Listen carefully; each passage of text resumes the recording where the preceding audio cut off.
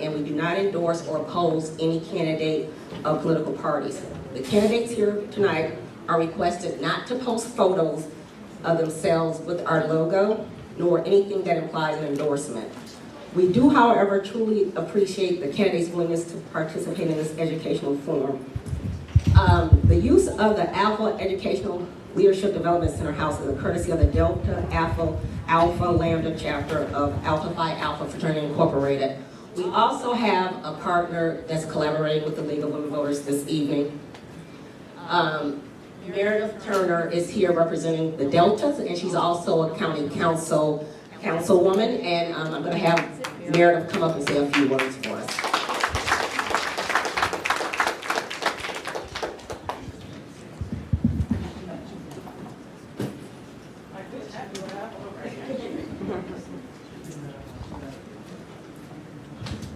Thank you, Madam Chair.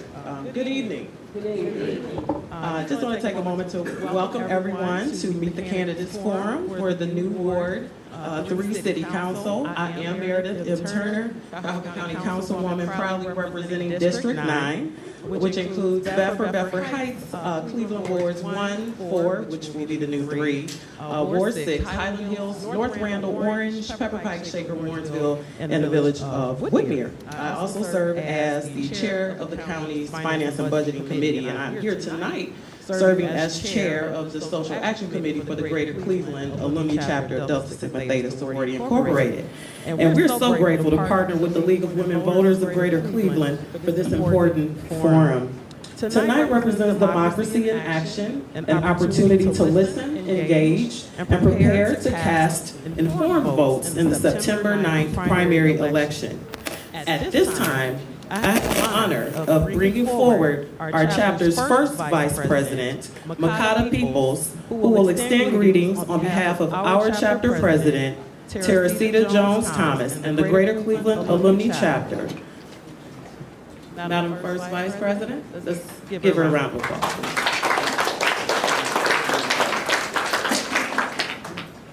Thank you, Meredith. Good evening.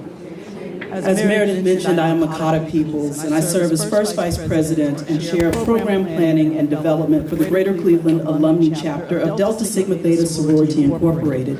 I stand before you on behalf of our President, Teresita Jones-Thomas, and our 600 members.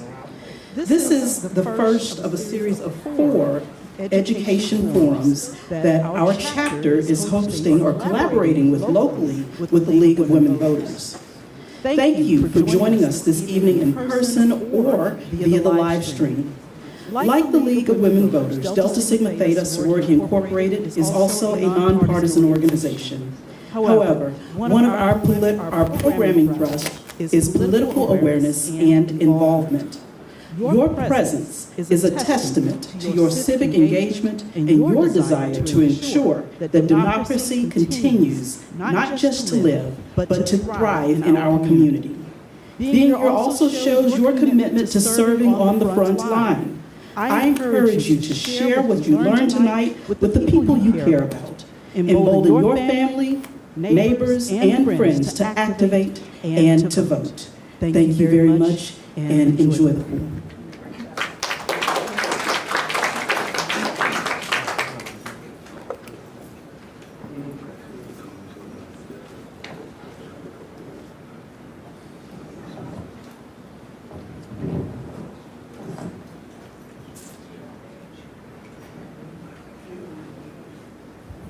So I'm going to bring back Ms. Lee Tucker. And I just also want to acknowledge and recognize her leadership and to also thank Alpha Phi Alpha for hosting us here at the Delta Alpha Lambda headquarters. Just a quick note, I was able to provide this amazing organization with some ARPA dollars. Those are federal dollars that came down from the Biden-Harris administration, and in a little while I'm looking forward to somebody taking me to see, they have a food pantry that they run. Y'all can tell us the dates later, but this is where county money has been going, to organizations like this doing the work for the community. So thank you, and I get to work with her. So thanks for having us.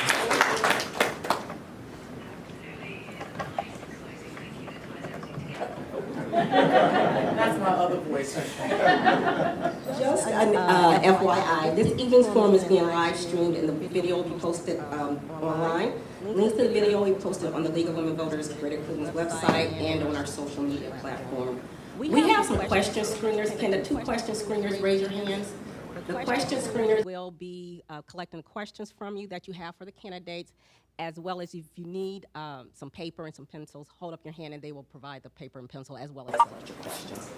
This evening's forum is being moderated by Janae Hambrick. Ms. Hambrick is a member of the League of Women Voters of Greater Cleveland. She's also a dedicated professional with over 12 years of experience at KEEP. Currently serving as a team leader, she holds a master's degree in political psychology and a bachelor's degree in political science, blending academic expertise with a passion for leadership and community impact. As the president of Northeast Ohio Young Black Democrats and a proud precinct committee person for Ward 6 in Cleveland, Janae is deeply committed to civic engagement and empowering young voices in the city. She is also a proud member of Zeta Phi Beta Supporting Authority, where she upholds the value of scholarship, service, sisterhood, and fire womanhood. Janae is known for her thoughtful facilitation and ability to create inclusive spaces for dialogue. Today, she brings the same energy and commitment to modernize this candidate forum, helping it guide a meaningful conversation about leadership, representation, and the future of Cleveland. Come on up, Janae.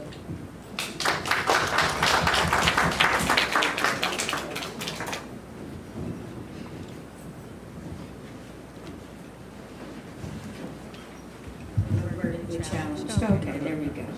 All right, thanks, Lady. Good evening, and thank you for joining us this evening for the Ward 3 Cleveland City Council. Before we get started, I'd like to go over a few guidelines. We ask that candidates and their supporters refrain from wearing partisan items such as campaign buttons inside the room. Each candidate must appear in person at the time slotted for his or her race. No sit-ins are permitted. We ask the audience to avoid expressions of support or opposition to any candidate during the forum proceedings. Please do not interfere with everyone being able to hear what is said by each candidate. Each candidate will have 2 minutes for an opening statement. During the question and answer section, each candidate will have the opportunity to respond to each question. And responses will be limited to 1 minute. Candidates will also have 2 minutes for a closing statement. Our timers who are located in the front, raise your hands. We will give candidates a 30-second warning, a 15-second warning, and then a signal when their time has ended. Once your time is ended, you may finish your thought, but please try to wrap it up. Because we have a very full evening, we're going to stick strictly to these time limits, okay? Strictly to time limits. The order of speaking has been determined by drawing lots. The candidates who make the first opening statement will make the last closing statement, and the candidate responses will rotate. Only written questions will be accepted. Cards for writing questions are available to the audience here in the auditorium. Questions were also submitted in advance via email. Lead question screeners will review submitted questions to avoid duplication, ensure readability, and avoid inappropriate or repetitive questions. Audience members are asked to be sure to turn off or mute your cell phones. Okay, so I'll tell y'all to do that, that'll be fine.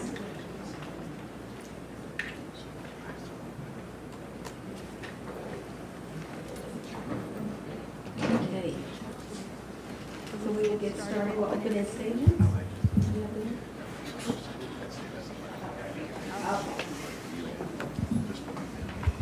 right, and you're first. 2 minutes. Are you ready? So we are going to start with the opening statement for 2 minutes.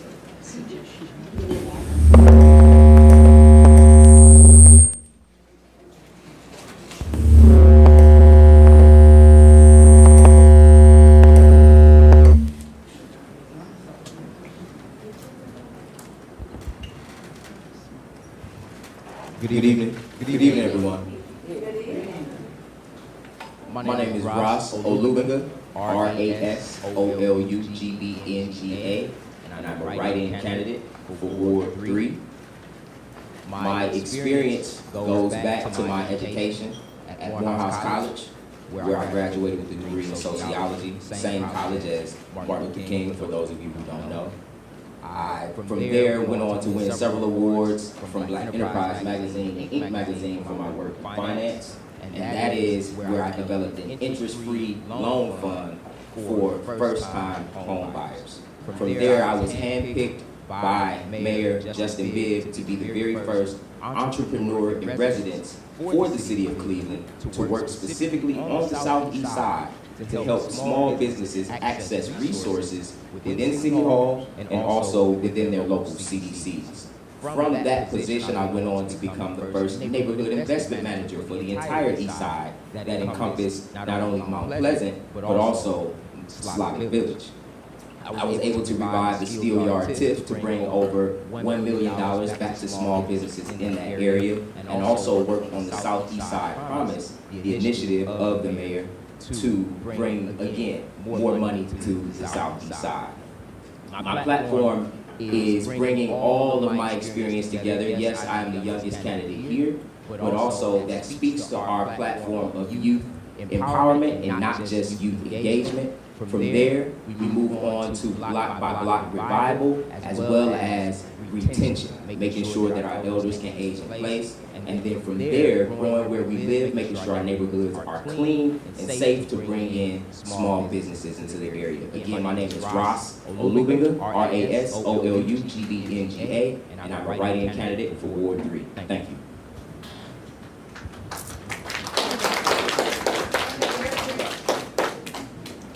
Good evening. Good evening. Good evening. All right. My name is Eric Stubbs, and I'm a candidate for the new Ward 3. I moved to Cleveland as a transplant in July 1991. I was a buyer for May Company stores for roughly around 10 years for the Ohio market.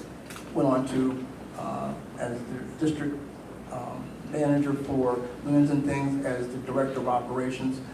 Between the two jobs, I was responsible for over $20 million in sales and over 1,000 employees during that 10-year, from 1991 to 2008. 2008, I became a government employee. I worked with the Board of Elections from 2008 to 2022, and currently I am in the prosecutor's office. But that relationships that I built from the Board of Elections as well as the county has enabled me to build relationships that will bring things to Ward 3.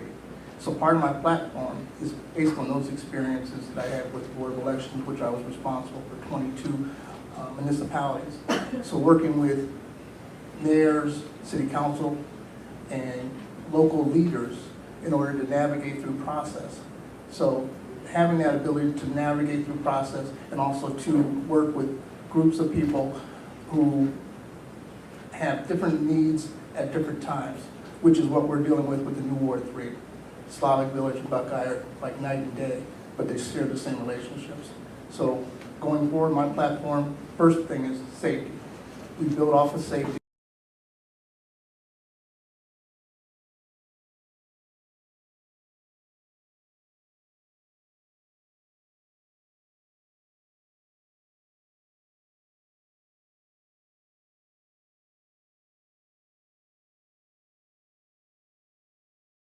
My name is Eric Stubbs. I'm a candidate for Ward 3. Thank you. Good evening, everyone. My name is Sharon Sproul. I am a lifelong resident of the Mount Pleasant neighborhood. I've been in the neighborhood for over 50 years. I want to first thank the League of Women Voters for putting this platform together so that the residents can have an opportunity to meet each other candidates. So today I stand before you not only as a candidate, but also as a fellow neighbor, a friend, and a parent, and a passionate advocate for our city. As I stated, I've lived in the neighborhood for over 50 years. I worked 25 plus years ago with Fairfax Development Corporation, where I developed a love for the city and a love for the community. From there, I went into corporate America, where I had the opportunity to work in a corporate setting to learn just like different avenues as far as the business is concerned, still working within the community. And then lastly but not least, I just recently stopped in employment with Burtonville Development Corporation, again, where I was able to work with the neighborhood, specifically within the current Ward 4. So my platform, based on conversations with residents and based on the work that I have done, I found over the last 25 years, basically the basic needs have not changed for the community. Community engagement will be the first step, because we have to, now since there's been redistricting, we have to engage both the communities with the Shaker area, the Mount Pleasant area, the Union area, Slavic Village, and North Broadway. In talking with the residents in North Broadway and Slavic Village, they are mostly concerned about being left out, and so my platform with them is that I definitely don't want to do that. Next will be safety. Safety is a concern for everyone. We want to make sure that we have safe living environment for everyone. And then the last part of my platform would be healthy homes to assist our seniors and new coming residents that will be coming to our neighborhoods. Again, I want to thank the League of Women Voters for this opportunity.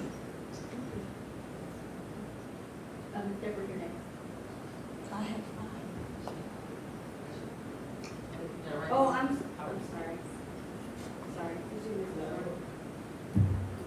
Hello. Hi, everyone. I'm LaShawn.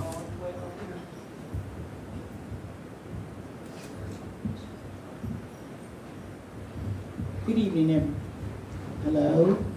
Good evening, everyone. I'm LaShawn K. Caldwell, and I'm a resident of Ward 3, incoming 3. And I have lived in that area for the last 23 years. But prior to living there, I also serviced and lived in Ward 5, which is the connecting community. I've worked at CMHA for 22 years, helping low to moderate income individuals at the hardest time in the 90s. I worked for the City of Cleveland. I ran their storefront renovation program, which is a program that assisted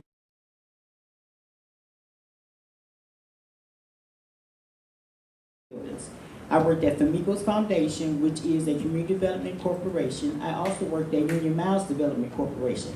So my vast experience deals with service delivery and helping the people in our community. I was on the board at Mount Pleasant Now Community Development Corporation, and also the board of Mount Pleasant Community Zone. I assisted most recently with getting the light changed at the corner of MLK and Kinsman, where a lot of car accidents happen and people are getting killed. I attended city council and told them of the things that was going on, and we haven't had an accident since. They changed the direction of all the cars going in directions, which made it much safer. I also helped build a community garden across from Zion Hill Church over there that you see on the corner with the 4th Street. And I've been working in this community since I came here. When I came to Mount Pleasant, it was a thriving community, and they had the highest number of home ownership, and Ward 1 had the highest number of voters. We were involved with our councilmen. I even went and took the bus down when all you can sell liquor for 20 years. It's because me and the other residents went down with Zach Reed and spoke before the Liquor Commission and let them know that we didn't need liquor close to the park where people live. I've had experience in this community, and serving is just like something I do for a lifestyle. Thank you for your time and attention.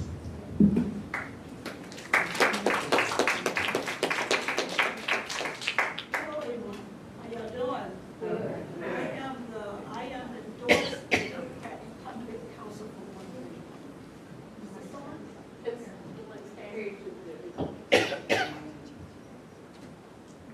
Once again, can you hear me now? I can hear myself too. Okay. Okay. I am the, sorry, get this together. Just want to stand up a little bit. I am the endorsed candidate, incumbent council, current council in this position, running for the council seat in Ward 3. I came into this ward in 1989 along with my twin sister. We bought a home, and the first 3 things the mortgage broker told us: learn your counsel, learn your safety, and education. And that's what I've been doing for the last 26 years since I've been in this ward, per se. I worked at Cleveland Clinic for 14 years. I worked at Key Bank for 12 and a half years. I worked at University Hospital for 9 and a half years. After that, I became involved in the community. I became a street club president. I became a block watcher. I became a precinct committee person. That's when I started doing boots on the ground to understand what the community needs at that time and how I can engage with my neighbors and the residents through the entire Ward 4. Then I partnered up with Cleveland Votes. I partnered up with Neighborhood Leader Institute, class of 28. I also end up working with other organizations and St. Louis Foundation, and then I partner up with the neighbors to understand the issues and the concerns that the neighbors needed to hear, and also for me to provide the assistance that I have been providing since I became council 4 years ago, for now moving forward in the incoming Ward 3. Thank you. I'll take all our candidates for the opening statement and we will get to questions. I just want to remind our guests, so let's please hold our applause when they are making statements. Okay, we just want to hold our applause to it. It's all done. So I have some questions, so keep those questions coming. I have a stack here. I got some I also have, so just keep those questions coming. We'll get through as many as we can. Okay, so here's our first question. What would you do to address frequent power outages in our Shaker Square neighborhood? I think it's line 6 on Larchmere. Okay, and so we're going to start the same order which we did opening statement. Oh, use the mic.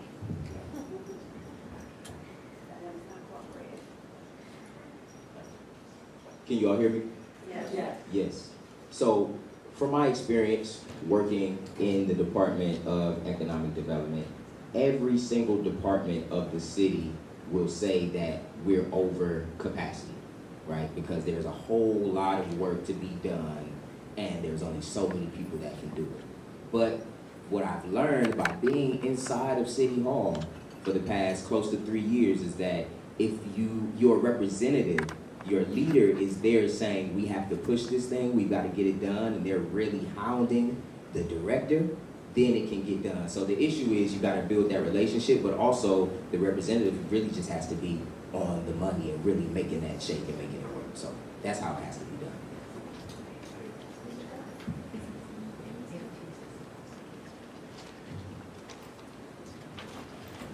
I think this comes back to relationships, and the Shaker Square area needs a better relationship with the city of Shaker Heights as well as Cleveland Heights. And building those relationships, because CCP and the illuminating company, that requires a collaboration between the three cities to sit down and see where these issues lie. Because I had a restaurant on Larchmere, at the corner of Larchmere and Moreland, and we had that issue on a regular basis. And there's just no way to deal with it. It's been consistent, and that's been over 20 years ago. So it's still going on. But I would build that relationship with the neighboring communities so that we can get it resolved. So I would agree with what everyone has said. The other thing is that as a representative of the Shaker Heights area, it would be basically on the council person or whoever the person is that's representing that area to ensure that that's done. And it does require relationship building, and then we will have to find out what is the root cause of the reason for the lights to continue to go out, because if it's not going out in the entire area, there has to be some type of root cause. And so as a representative, you will have to stay on the safety department to find out, or the utilities department, I'm sorry, to find out what the reasoning is behind it, and then to continue that you stick with them to make sure that they correct the problem.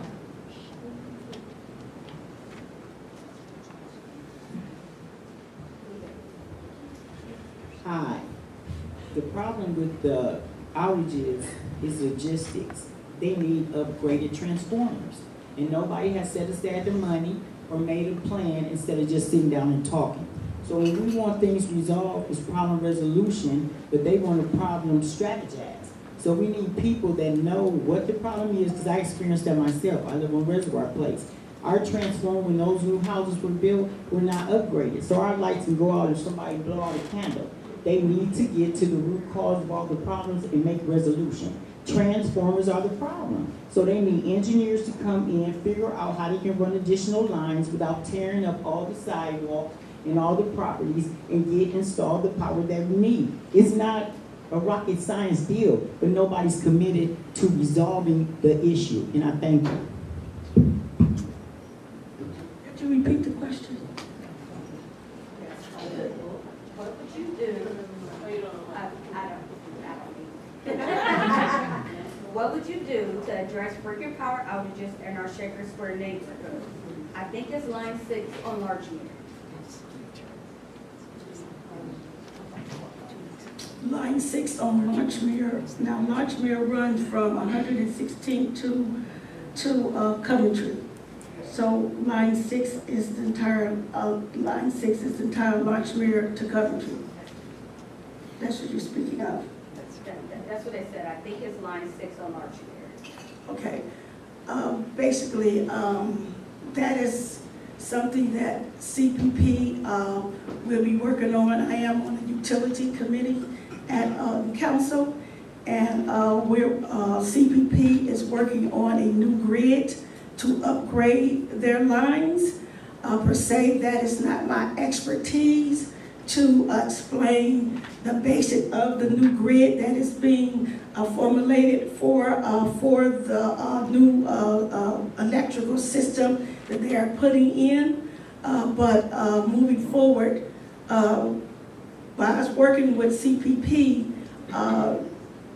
since they're upgrading their system, we just have to keep calling to ask what they're doing, how the grid is being upgraded, and how it's going to stop having outages in that area, per se. So that's my answer. Okay, I'm going to read our next question. Our community is facing serious safety concerns from street takeovers and reckless car meetups to rising gun violence, while also struggling with the lack of accountability in the police department and ineffective leadership. What specific actions will you commit to right now to address these issues, and how will you ensure that community voices are directly involved in shaping the solutions to prevent and intervene in violence and holding law enforcement leadership accountable? Okay, so Mr. Stubbs, you first. You're right. We're going to start with that.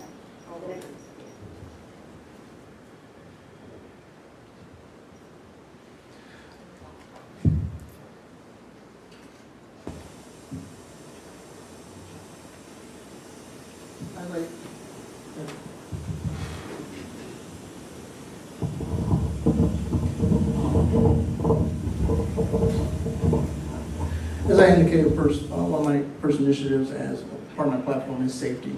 And the relationships we build with our neighbors greatly affect that. 130th, issues that happen on 130th, they carry themselves over to Drexmore, they carry themselves over to Ludlow, they carry themselves over to the square.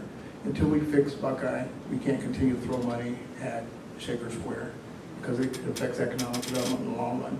So part of my platform would be to take some of the casino dollars or dollars that we normally would use for other things to use for 2 substations at both ends of the ward, one in Shaker Square and one in Fleet, and see how we can support those areas. Work also too with Newburgh Heights so that we can, those neighbors are affected by what happens in our community. So I think visibility is the key. Working with our neighbors and working with any state and local folks to see if we can also use the drones. The drones can be effective. They are in Columbus and they can be here.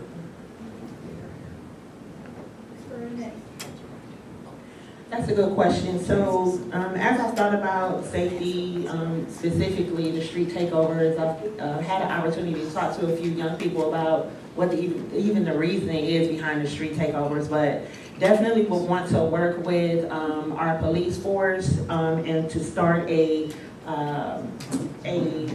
forum of residents to come and discuss issues as far as safety is concerned. find some of the residents that are active in the community within the Shaker area, the Mount Pleasant area, as well as the Broadway and Slavic Village area, and meet monthly with those residents along with the police department so that we can come up with great solutions to try and curb some of those things. In addition to that, I would say we would need to work with some of the grassroots organizations that are currently out to help assist the residents and kind of trying to patrol the streets or just kind of being the lookout for nefarious activities within the different communities. Could you repeat that question again? That was pretty long. It was, but actually, Ms. Powell was next, but I will repeat the question. Our community is facing serious safety concerns from street takeovers and reckless car meetups to a rising gun violence, while also struggling with the lack of accountability in the police department and ineffective leadership. What specific actions will you commit to right now to address these issues? And how will you ensure that the community voices are directly involved in shaping the solutions to prevent and intervene in violence and holding law enforcement leadership accountable? Okay. Currently, we do have a means to use each month. It's the third Wednesday of every month at Covenant Church, right there on about 117th and Kinsman. The commander does have a meet where they address some of the issues. We also have two officers, Officer Hart and Officer Jones, who are the community outreach workers who work with the negative things in our community. What happens is we have the vehicles to get stuff done, we're not utilizing them. So let's be honest, if you don't attend the meetings, your voice don't get heard. When I go to the meeting, I get the information and the name of the person that can solve my problem. They are there willing to work, but if they don't get a forum or people to come out and voice their concerns, they will look over it. That's just human nature. So the bottom line is we have things in place, but what I would do as a solution, go right into that 4th district on 93rd, first make an appointment with each individual that I need to solve some problems. Sit down with them at their desk. Have them bring up statistics and then follow up on what the community requests. Thank you. Thank you. Ms. Gray? Yes, what I know what's going on right now, I have to agree with LaShawn because the safety, we have safety meetings every 4th Wednesday at the Covenant Church on 119th and Kinsman. Those safety meetings been going on for 27 years. To this day, our current commander is Makish. She's there every Wednesday announcing what's going on in the community. In addition to that, we have an adversary team, our adversary members that's on the police board with Commander Makish. We have zone 2, 4, and 6. There are 2 people per ward, 6 and 4, that also advocate with the residents in the community. Also send me an email. Also send Commander Makish the email, and we on top of the issues and the safety and concerns in the community. We provide that certainty, also partnered up with the police department as well.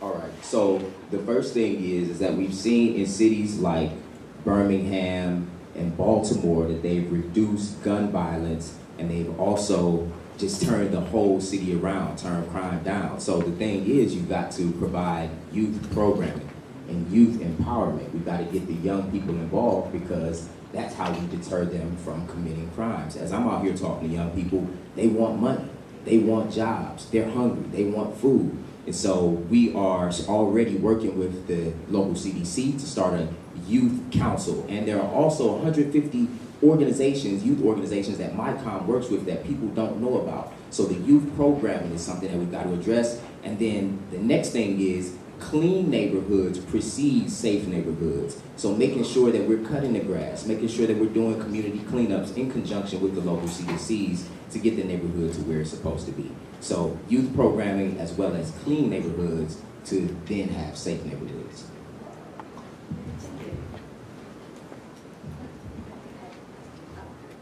All right, thank you. Okay, so just to tell you, so Ms. Pearl, the first question, that will be the first to go. So here's our next question. Do you think City Council should take a vote on whether to censure Joe Jones prior to the September 9th primary? Why or why not? That's a good question, and I've had multiple conversations about this specific issue. So as far as the censorship, I think that we have gotten too far into the candidacy or too far into the campaign to actually censor. But I do feel like because of all of the different issues that are going on or that are allegedly going on with him, and most of it is about a bully culture. And I feel like it's a bully culture throughout the leadership to a certain extent. It may not be as overt, but it's definitely there. And so I feel like to censor one person when it's something that maybe everybody needs to be held accountable for, I think that once the election or the primary election is over, then the determination can be made whether or not they should actually censor Councilman Jones.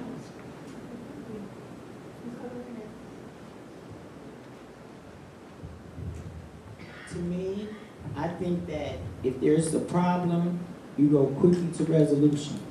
Why should we wait? That's just the way I feel. And then two, I'm gonna be honest, because I'm an adult and I'm grown. We know that Councilman Jones has had other issues, and he basically was forgiven. Now, how many times can you do that and get away with it? I'm just speaking from the facts. It ain't how I feel, is what's been seen to us. The other thing is, everybody on council works for us. We are their supervisor. And if you work somewhere and you're an employee and you don't have good conduct, what happens? You get reprimanded. The same thing, the mayor works for us. I have said this at the meeting he had up on Miles. He works for us. I learned this from Mayor Frank Jackson. When I told him our previous council person wasn't doing things the way they should, he said, well, there's nobody that's his boss. The president's city council is not Ms. Caldwell, you're their boss. And if a council person don't do what we say, we have a system in place to remove them. We keep accepting things that are not good for us. We're all adults. Only 18 and over can vote. If you see something going on in your community and you know it ain't right and you still support that, then you're saying yes to something that's negative. Thank you. At this time, I'm not going to answer that question because I'm in council. And that will be coming up soon, but I will not answer that question at this time because I'm in council. So understand that. So understand my position.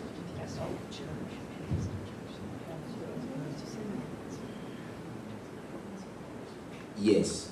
So, and I'll explain in the sense that I work with middle school students every single day.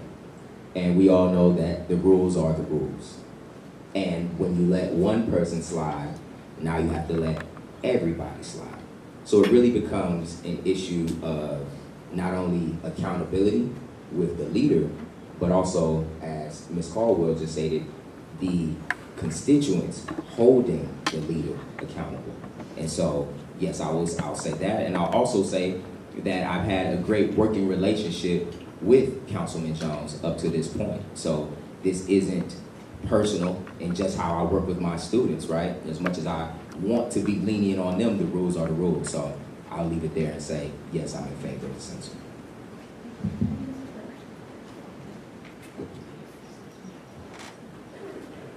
I've known Councilman Jones for over 20 years, and his actions, like any work environment, there's justification. But I think this has done is open up the Pandora's box of actually how are things processed at City Hall. And I think this is an opportunity for leadership to say we need to put a procedure in place when this happens. How is this handled? Because this is an HR situation, and in any other given area in the real world, what happens is you would either be censored, fired, or there would be some cause and effect. And to ignore it at this point in time, whether or not there's an election or not, should not affect whether or not they do it. So the answer to the question, yes, I would. Okay, thank you. All right, so Ms. Caldwell, you'll respond first to our next question. So I can see that there have been some positive changes in the ward. What would you do to continue to make positive change if elected?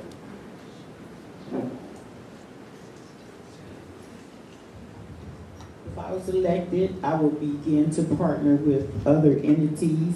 I would use my resources and my connections from working at CDCs in the city of Cleveland to promote ideas that benefit the residents. We need visual. And I'm gonna use an example. I live on Reservoir, which is behind the park. I know that they approved for a doggy park behind my house. But I went to council and I spoke before them and I asked, why do I have to travel up a bridge that's broken and crumbled? What happens is we need to have structural things put in place. We do need to have it cleaned up and we need to have it safe. But we need to be doing a lot of things simultaneously. We want to do one thing and say yes, but we need to be doing a row of things that is constantly improving. In 4 years, we have seen a little, but we could have had a lot. The visual is important as well as the structure and the communication and connection with other people that can get stuff done for us. When I went to a meeting one time, I asked Mayor Jackson, when are you going to get to us? He said, first let's take care of downtown West Side, then I'll get to Mount Pleasant. We stood in line long enough. We need to have impactable visual things happen. Thank you.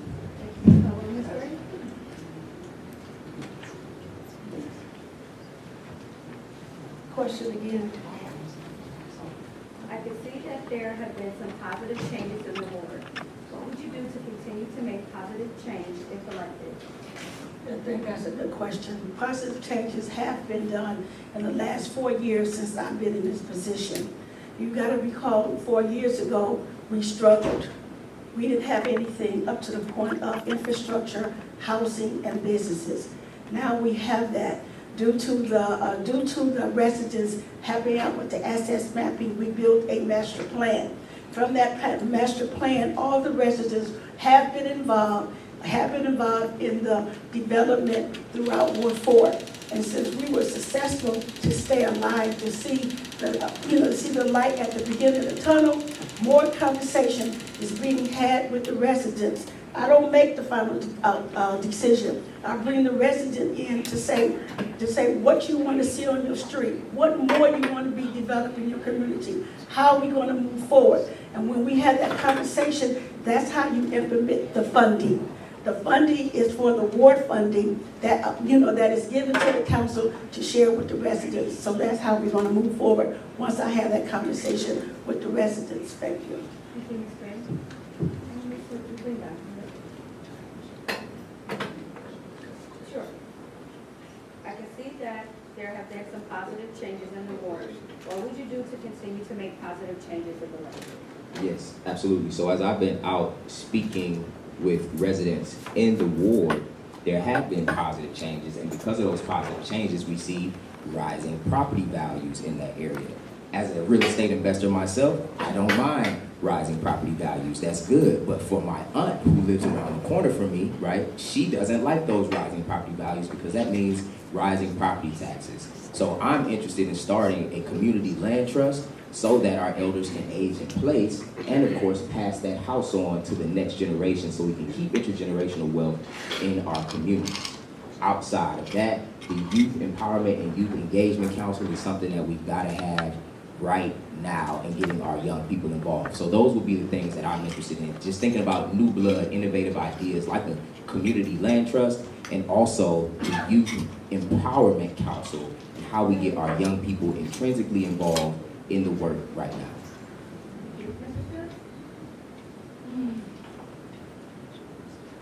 Yes, we've seen some changes, and those changes have come through the ARCA money. So we're still living off of the 2020 pandemic.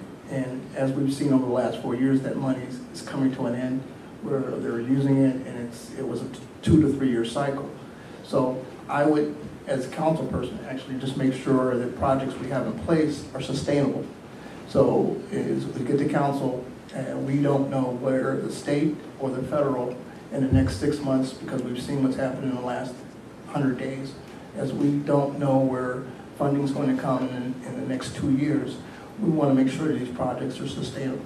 And I would work with council and some of the CDCs and residents to make sure we put in place projects that are sustainable, not for 2 years, not for 3, but for the next 10 to 15, and make sure that we can fund them. Because right now, like I said, we don't know where the funding is coming from because we've seen the bottom drop out on the state and federal level.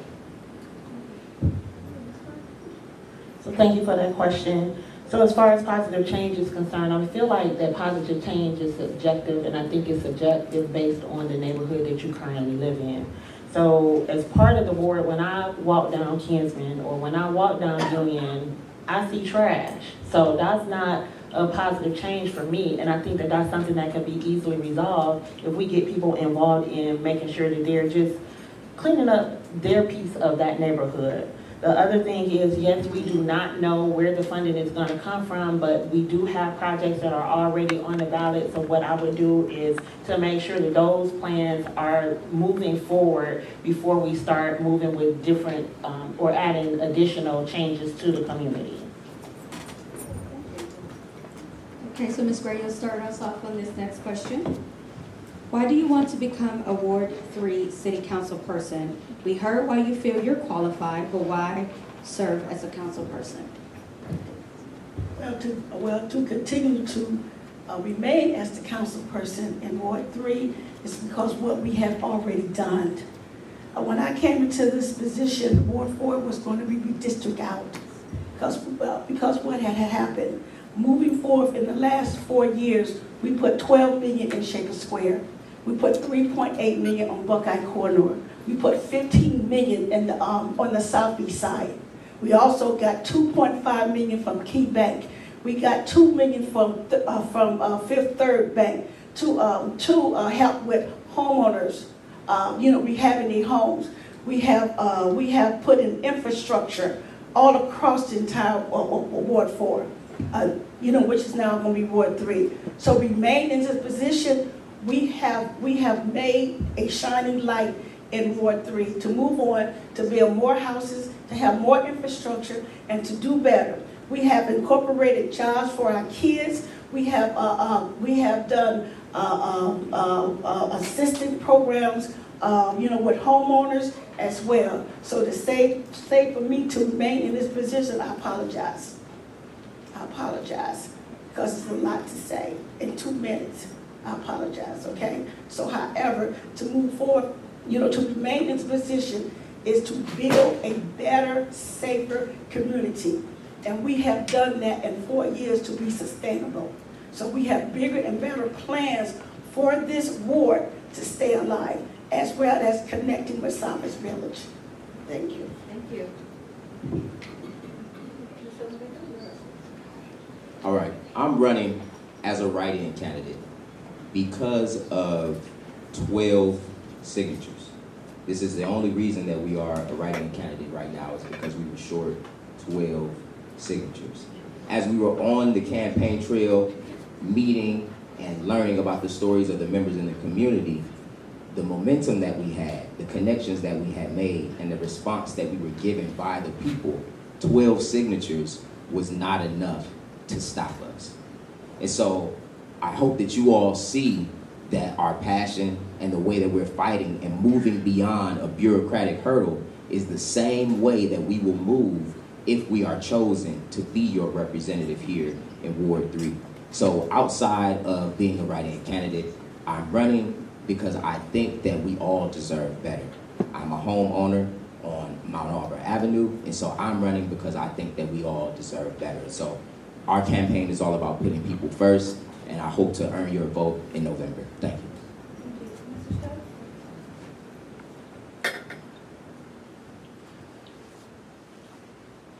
Well, I'm running for this seat is because I saw a gap in leadership from the ward at that time. And after the wards were withdrawn and I saw that Slavic Village and Shaker Square were combined, I knew that based on absence of leadership, I thought that I would fill that position because I think I have the skill sets to do so. Because the diversity in Slavic Village and Buckeye, both of these areas requires some TLC. But we can learn a lot from the Slavic Village area, and Slavic Village can learn a lot from the Buckeye area. So I saw that I had the skill sets over the years. I worked with Board of Elections, I worked with elected officials from federal to state level. Based on those relationships, I think I can bring resources to the ward, the new Ward 3, that none of the other candidates can. Thank you for that question. So the reason why I am running and why I feel like I will be a good candidate, one is because I have a stake in this neighborhood. As I stated, I've been in this neighborhood for over 50 years. My parents purchased their home on Park Hill Avenue before I was born. And the reason for them to purchase that home was so that they could leave a legacy for us, my family. And so as the years have gone by, I've just not been satisfied with what I've seen in the neighborhood, and I've seen a great decline in the neighborhood. And so for me, it's like, if not me, then who? Because I do have a stake in the neighborhood. The other thing that I want to say real quickly is the fact that within even the Buckeye area, while there is progress being made in the Buckeye area due to the redistricting, there's a lot of things that are going on in the next 4 years that whoever the council person is will not even be able to take credit for, because it will no longer even be in our ward. And so we have to move more southward, make sure we again include the North Broadway and Slavic Village residents to ensure that we have a better community and for everybody. The reason why I'm running for council and I'm running in person, I actually got sick right before the votes had to go in, and I was immobile and I wasn't able to continue due to high exhaustion and heat because I was out there just grinding. But this is it. The reason why I know, I don't think, that I can get this job done because I've been here and I performed it. I worked with all the people, the class 3 commanders. I received accommodations from them of the work that I have done. I have worked with the mayors, and I continue to work with my community. On my street, the reason why this is so important to me, I live on a street that's a new street, been developed like 23 years ago. Personally, I don't have any problems on my street. But when I turn to the left or to the right, when I leave my home, I'm living in my community. I live in this community by choice and not by force. So I'm obligated, when I decided to purchase that home, I decided to come to community. Community means a place where there is common unity. That's what it means. Right now, we don't have common unity. I am the person that can get it done because I'm committed. I have the energy and the connections. And to be a polished person that can get it done professionally. Thank you.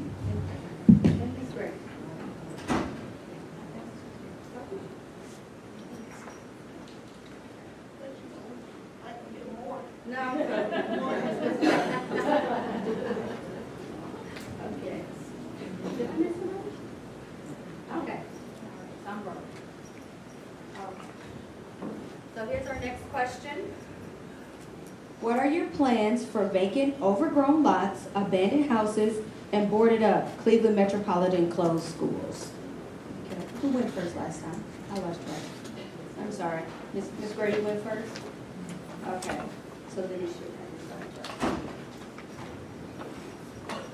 So going back to us looking at our neighborhood with new eyes, with innovative thoughts, how can we revitalize blight in our neighborhood? So number one, I've been working with organizations for the past 10 years, writing grants to make sure that we can clean up lots. I also work with private landscaping companies to make sure that we can clean up lots as well. We're also interested in thinking about how can we do pop-up shops? How can we create more parklets in our communities and other communal spaces where people can come together? How can we create more third spaces, you say? So also, as we talk about the housing piece of it, working with the community housing, the Cleveland Housing Network, other partners in the area, and also building relationships with our developers. I've been working with the Real Estate Development Initiative for the past 2 years as well. So how do we bring in minority developers into this neighborhood so that they reflect the inhabitants of the neighborhood already? Thank you.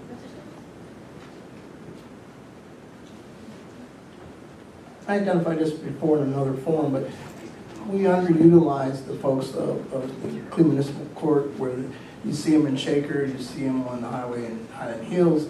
Some of this can be done with folks through City Hall, working with the Municipal Court, where they can clean up some of the neighborhoods and assist some of the seniors in cleaning up our neighborhoods, not just the suburban neighborhoods, just to work off their fines. I would work with them, the CBCs, and I would make sure that these side yard programs come back. I understand that we want to build new housing. Cleveland's housing stock is the way it is based on the fact that we've lost almost 600,000 residents since 1970. So you lose 600,000 people, and you have side-by-side housing, or you have versus singles dwellings. So what we do is we have more housing stock than we have people. And we just have to reinvent Cleveland, look at it as a whole, decide our programs have an opportunity. So thank you. So for me, I definitely think that as far as the vacant lots are concerned, we can utilize court community services. You hear people talking a lot about the youth not having anything done, and I know current council person has done the beautification program, but I think that that's a program that can be utilized throughout the year and not just during the summer.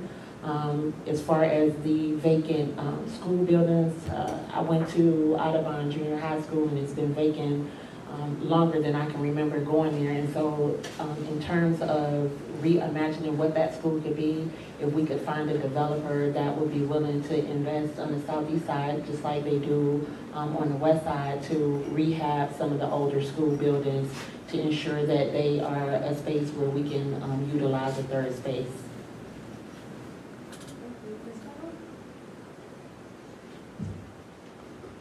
When it comes to the grass, like I said, I work for the city of Cleveland. The reason why our grass lots get cut in a poor condition, most of the people that they hire seasonal to men, they don't own homes. When I was a supervisor, I had to find out what was the root cause of these people chopping up the grass. If you don't own a home, you're not going to take a vested interest in making sure the grasses are cut correctly.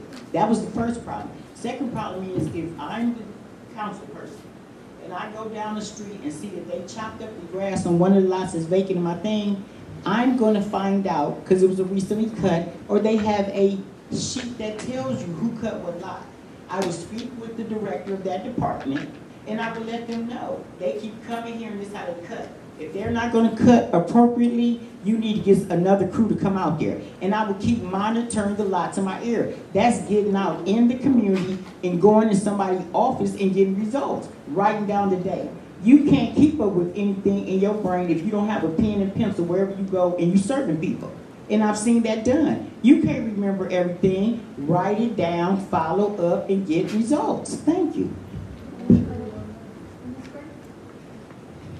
Could you repeat the question again? What are your plans for vacant, overgrown lots, abandoned houses, and boarded up Cleveland Metropolitan Clothing Store? Okay, first thing about the vacant lots are under the city of Cleveland. They are unionized by the city of Cleveland workers. They are the ones that's supposed to cut the lots. They also have a park and maintenance team that come behind the grass cutter, and they come behind and they trim the lot once the lot is cut. Understand this, the city of Cleveland owns all city lots. So they are responsible for cutting of the lots. In addition to that, yes, I have a job beautification program, but it's a summer program for kids between 14 and 17 only. It's an after-school program for kids who come out and clean the curbs and the sidewalk only. Those kids cannot cut city lots at all. In addition to the school buildings, we are now in session where we're going to put our RFP, and that's request for proposal for 8 developers working with the city of Cleveland that's going to buy all the city school buildings in our wards, and they're going to turn them into senior and veterans homes and also first family units in the current Ward 4. We are working with them now. So that's how we're going to progress and move on, because that's already is in effect as I speak. Thank you. Thank you. Mrs. Stubbs, you'll answer the next question first. The Shaker Square neighborhood is now divided across 2 precincts. Do you see this as a challenge or an opportunity? I see it as a challenge, and the challenge being it exists Shaker Square as well as Fleet. Fleet was divided in half between Ward 2 and Ward 3. And when that division happens, it makes it difficult for a developer to work with two council people, but it's not something we can't overcome. I have worked with Mr. Griffith on other projects in the past in different capacity, but I would not have approved or went along with dividing Shaker Square, because I think it's an obstacle we're going to have for a long time.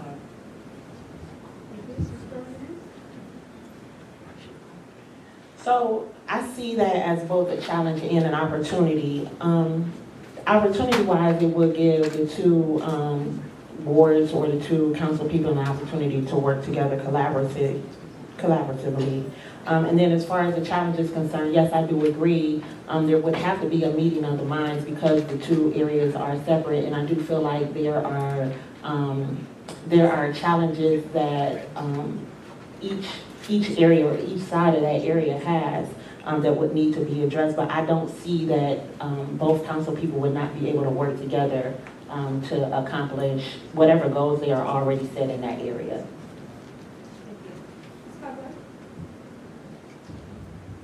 I would say the same. I think that there's an opportunity and a challenge. The challenge would be is that a comparison might come into play, as if this money was separated from this, and they got this and we didn't get that. But this is it. When you're sitting in city council, you know what monies are getting appropriate to what things. So if I see that the other part of Shaker is getting something, I would want to partner with Councilman Griffin to find out how would this best reflect the benefit of both of them. So some of your negotiating skills will have to come into play because you're in council to work with each other, even if you're not on the same street. Because a lot of times what has happened thus far, they have took one street and went straight down the middle.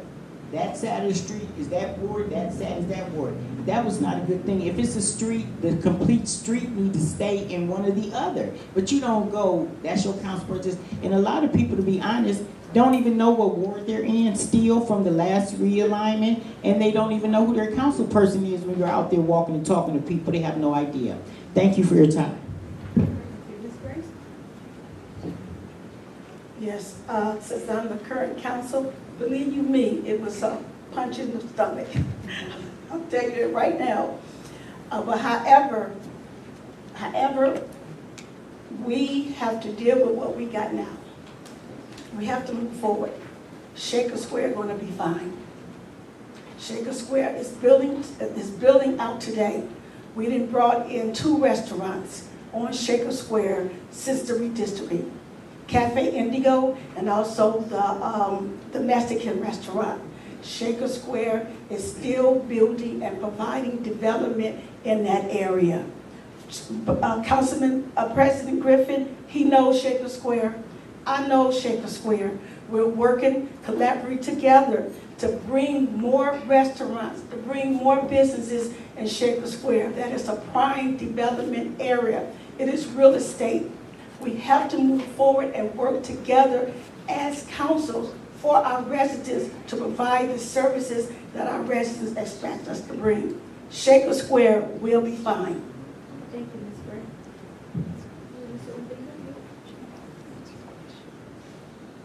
You been reading? Yes, one more No time. problem. The Shaker Square neighborhood is now divided across 2 precincts. Do you see this as a challenge or an opportunity? Yes, again, as everybody said, I see it as a challenge and an opportunity. In my experience working with the Economic Development Department, I was working with all of the council people to get projects done. And so I think it's difficult whenever we draw imaginary lines across neighborhoods, but I think Ward 6 has seen a lot of progress, and so a rising tide lifts all ships. So if we're able to connect with and collaborate with the leadership in Ward 6, then the Mount Pleasant, as well as the residents of Slavic Village, will be okay.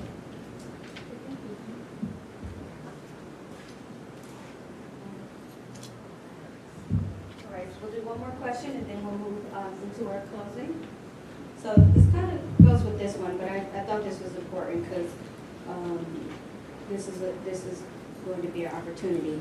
So with the ward expanding, how do you intend to bring all neighborhoods together? So Ms. Burr, you'll start. Thank you for the question, and that question has been addressed as I've talked with residents over in the North Broadway area as well as the Slavic Village area. And again, as I stated before, the main concern is that they don't want it to be a tale of 2 cities.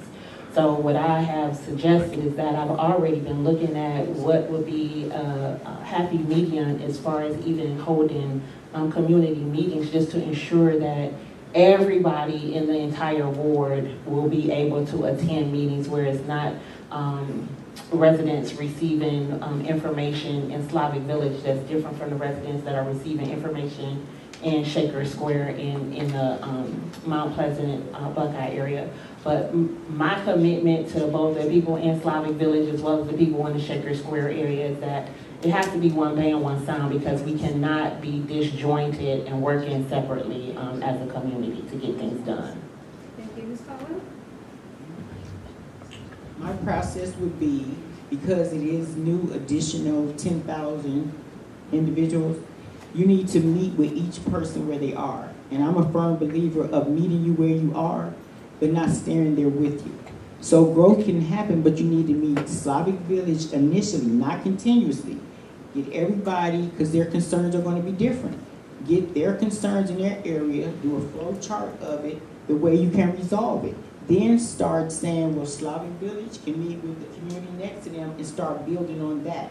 So the bottom line is you have to keep it separate till you can do a larger togetherness. You can't just bring everybody together because our issues are not the same. But since they're a part of us, we need to document what everybody's concern is and begin to work the list down, because we have responsibility to the whole ward, and that's the problem now. I say I live in Mount Pleasant because when I came there, that's what it was. Some people say they're union, this. We're one Ward 3, and we don't need to separate, keep saying it's people Slavic Village to people of Mount Pleasant, and that because we are one, we are a community.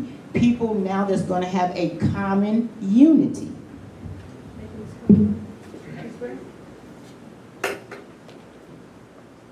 Well, that's a good question, because we have so many. We have at least, here it says we have 24,138,000 folks. We already know everybody not going to come to a community meeting. We know that's first. But what I have already done at one council forum, at one candidate forum, I put Buckeye residents on a Zoom link to meet up with the resident in Slavic Village at the candidate forum. That was first. So meet your neighbors. This is your neighbors. And we have to learn to understand our issues and concerns are similar. We live in two different areas. However, we have to figure out to move forward from the residents' view on what do they want to see, how they want to meet, how they want to engage. So that's what we have to do, boots on the ground, talking to our neighbors, understanding their issue concerns, and we got to bring them together at their cost and their time to understand how we can work together. Thank you, Ms. Green. Mr. LWV? Yes, so first and foremost, we have to respect the culture of these two places, because Mount Pleasant has a very strong intergenerational blue-collar working culture, as well as Slavic Village has its own Polish culture, its own Warszawa, right, history that we have to respect. So of course you gotta respect the culture. And the second thing is you have to respect the various concerns that come with the different neighborhoods and also the infrastructure that's in those neighborhoods. So from my experience, I've gone to church in Slavic Village for the past 20 years. I've also have an office in Mount Pleasant, so I already do the bi-location situation, if you will. And so having an office that's in the Slavic Village neighborhood as well as an office that's in Mount Pleasant, I think will be important for whoever's the leadership within this role, so that everybody feels as if they're heard and everybody feels seen.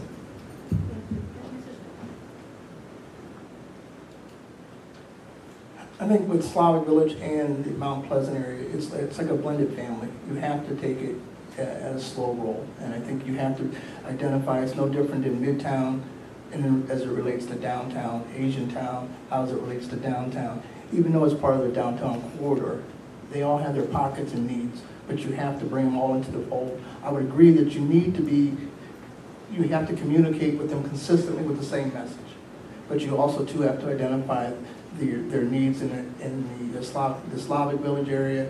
where you have the Polish culture, you have a larger population of Hispanics.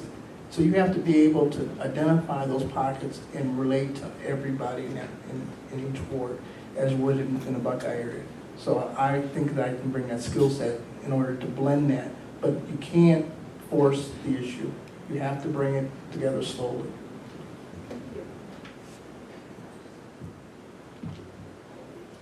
Okay, so we're going to move into our closing statements. So each candidate will have 2 minutes for a closing statement. We will do it in the reverse order of how we did our opening statements. So Ms. Gray, you're first.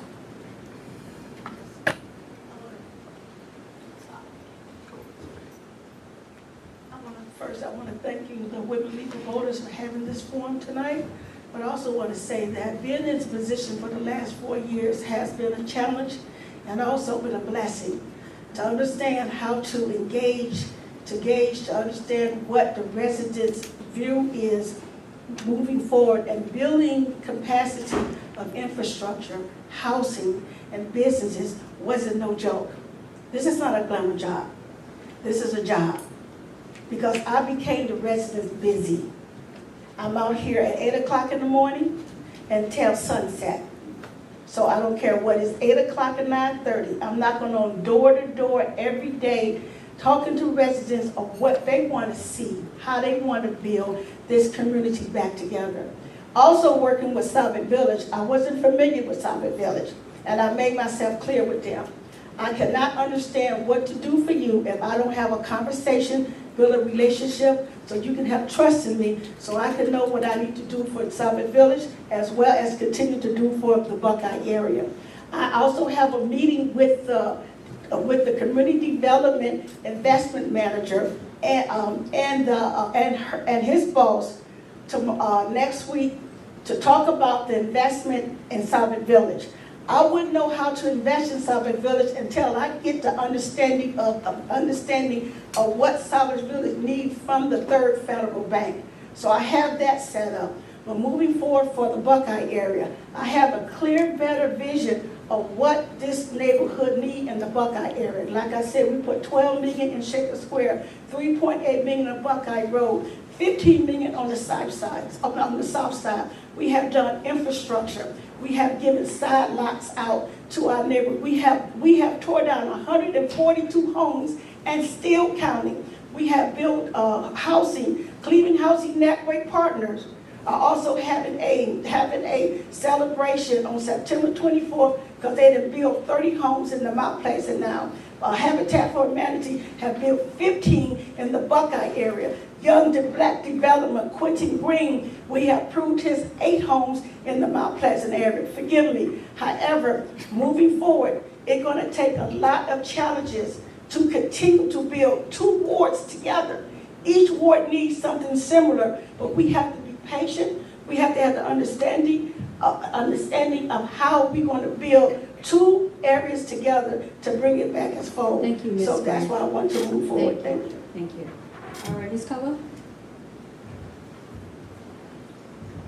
In my closing remarks, I'd like to say our quality of city services currently are terrible. Our community is in a devastating state of being. When I come down Kinsman, I kind of only look tunnel vision coming on down. It's minor things that we could do. Also, too, our housing condition needs to be improved. We need economic development. We also need an environment shift, safe, clean place to live. It don't take a lot to clean up. It takes a council person to get out, knock on these businesses' doors, and have a conversation with them about their lots and the way they maintain things. And we start there. It's a lot of things we could do just by looking at the ends of our arms is your helping hand. Get back to basics. Build a foundation in order to build a wall. We want to hit and miss, hit and miss. We need to start some hits and keep going. Across the board, we need to make improvements. I keep saying you cannot be tunnel vision or pick one beam off the fence. It's a lot of stuff that could have been done in our community and a lot of stuff that didn't get done. And I know sometimes we always say money is the issue. Sometimes it don't take money, it takes collaborations. It's not that the city of Cleveland don't have enough resources. We don't have enough people working together to get things done. Everybody territorial. You can't ask this person this, but it's the way to go about doing anything to get anything that you need. And we've not utilized the basic thing of communication. Everybody wants to send an email, but I want it to be perfectly clear. An email does not resolve my issue as a homeowner and a resident city of Cleveland. If I don't follow it up and go, then that's a problem. The same thing, I was getting emails sent about me not getting a new street. I went down there and fought. We've been there 20-some years, and you know what happened? Now it's going to get done. Because I raised my voice and say, you can't keep overlooking us. The reason why we're being overlooked by the city, because we're being overlooked currently by our representative. Thank you. Thank you. Again, I do want to thank the League of Women Voters for putting on this forum. The reason why I feel like I would be a good candidate for this seat is, again, because I've been a lifetime resident in this area. I've seen it in its heyday. I've seen it quickly decline. And then I can also imagine what it can be. It definitely is going to take community involvement, so it can't just be everyone working in silos. Everyone's going to have to work together. We do need to ensure that we have healthy homes because, as I stated, my parents purchased their home over 50 years. A lot of people who have purchased their homes not only in the Mount Pleasant area and the Shaker area, but also Broadway and Slavic villages because they wanted to be able to leave a legacy for their families. And if we don't have the simple services to allow people to ensure that they can make simple repairs to their homes, that their area can be clean, that they can be safe in their area, then we're going to continue to lose residents in the area, and we're going to continue every 4 years to have to go through this same redistricting because Cleveland will not be a place where people want to come and live. And I don't want that for the neighborhood that I currently live in.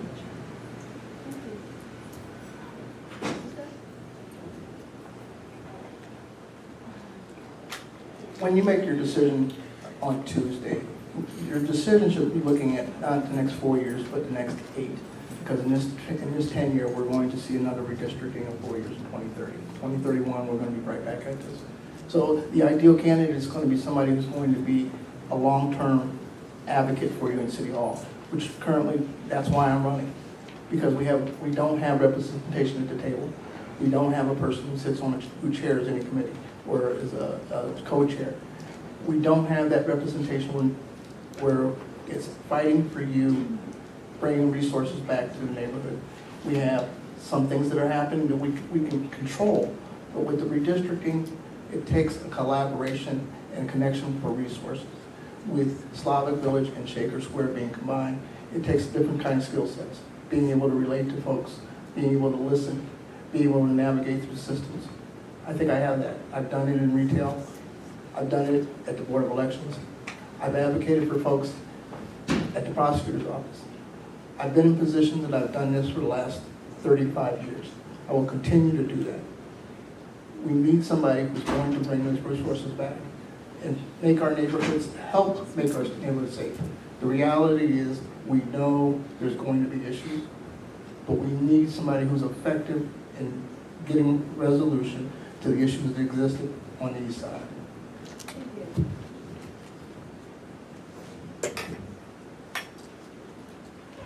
In closing, I'd like to thank the League of Women Voters for hosting this event, along with the Cleveland chapter of Alpha Phi Alpha here and hosting this space. I'd like to simply just remind you all that my experience in the Department of Economic Development in the city of Cleveland, but also in the cities that I've lived in and the places that I've been, we were able to put $30 million back into the community, whether that be through interest-free loans, scholarships, or through shareholder dividends. Outside of that, again, I was the entrepreneur in residence handpicked by our current mayor to work with the small businesses and revive the steel yard TIF, bringing over $1 million back to small businesses in the form of grants. But beyond all of that, I have the knowledge and the wisdom on how these systems work, but which is more important, I have the relationships with those people in those positions. And when I say relationships, the people of the community, as I'm out there speaking, they want a leader and a representative who they can build a relationship with. From my understanding, the people are tired of being bullied by their current representative. They want somebody who they can connect with. I truly feel and believe that I am that candidate, and I also have exemplified that throughout my career. My platform, again, is youth empowerment, not just youth engagement, building a youth council for our young people to be intrinsically involved in the decision-making process in our communities. That is how we deter crime. That is how we deter gun violence. Outside of that, we have to do block by block revival. How do we reimagine these spaces of blight? How do we make sure that our elders can stay in their homes? And outside of that, making sure that our neighborhoods are clean and safe so we can attract small businesses, so we can have walkable neighborhoods and make Ward 3 a destination neighborhood. Again, my name is Raso Lubinga, RASOLUGBNGA, and I'm a write-in candidate for Ward 3. Thank you. Okay, thank you. I want to thank our candidates. So now we can clap now.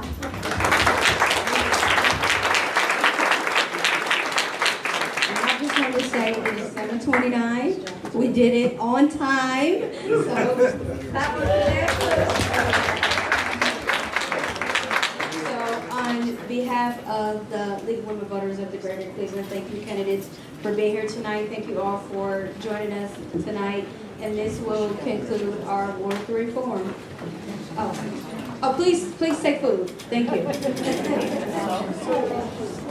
you.